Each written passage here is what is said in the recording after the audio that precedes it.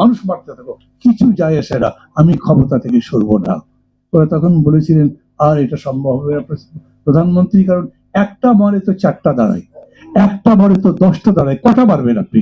এই কাজ করা যাবে না। এবং এতেই তো তাদের পতন হলো।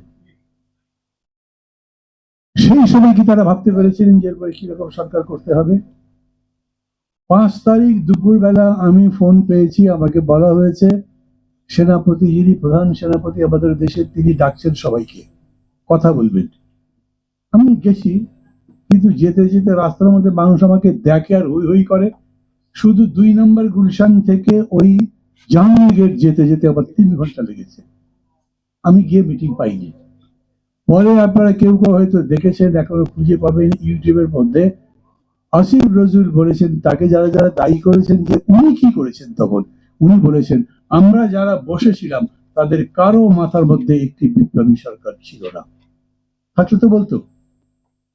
যেদিন শপথ দেওয়া হচ্ছে সেই শপথের অনুষ্ঠানে আমি ছিলাম, মানে সন্ধ্যার দিকে তো আমরা গেছি বঙ্গভবনে, কথা বলেছি, সেইখানে কিরকম করে সরকার হবে তার প্রস্তাব আমরা কেউ দিতে পারি। আমার নিজের মাথাও ছিল না। আর একটা কথা বলি, খোলা মনেই বলি, 5 তারিখ সকালেও আমাকে 2-3 জন ফোন করেছেন, ভাই কিছু হবে, সত্যি সত্যি কি হবে, এই যে ছেলেরা এইভাবে জীবন দিচ্ছে। আমি রাজনীতি করি তো, মানুষকে সব সময় চাঙ্গা রাখতে হবে, মানুষকে উৎসাহিত রাখতে হবে। আমি বলেছি নিশ্চয়ই হবে, অন্যায়ের বিরুদ্ধে লড়াই, ন্যায়সঙ্গত আমরা একদিন জিতবো, কিন্তু মনের মধ্যে মনে হচ্ছে কয়দিনে জিতবো, কবে? এইভাবে অকাতরে জীবনদান, একে সোজা কথা নাকি? এটা জেতা যাবেই। আমি নিজে অতখানি দৃঢ় নই, হয়তো আরো কেউ আছে দৃঢ় ছিলেন আমার চাইতে, আমি অতখানি ছিলাম না।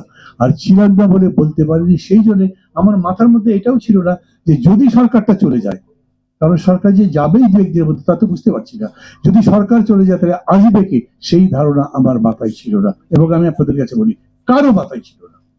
যদি থাকতো তাহলে যখন প্রধান সেনাপতি ডাকলেন তখন তো বলতে পারতেন এইভাবে একটা সরকার করে।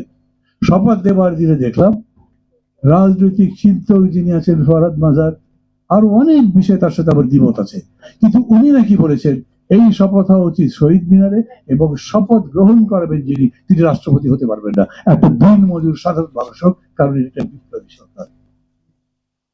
ওনাকে আমি অনেক ধন্যবাদ দিই, কিন্তু ওনার স্ত্রী তো ওনার কথা শুনি নাই, সে তো শপথ দিয়েছে না। উনি ভালো করেছেন না খারাপ করছে তা কিন্তু আমি বলছি না, আমি সমালোচনা করছি না তার, মানে হাজবেন্ড বললেই স্বামীদের জি হুজুর করে সেটাই মানতে হবে, এরকম তো আমরা গণতন্ত্রের চর্চা করছি না। আমরা সবার স্বাধীনতায় বিশ্বাস করি। কাজেই উনি যেটা করেছেন ওনার বিবেচনায় ঠিক, কিন্তু এটাই হচ্ছে বাস্তব যে তখন এমন কি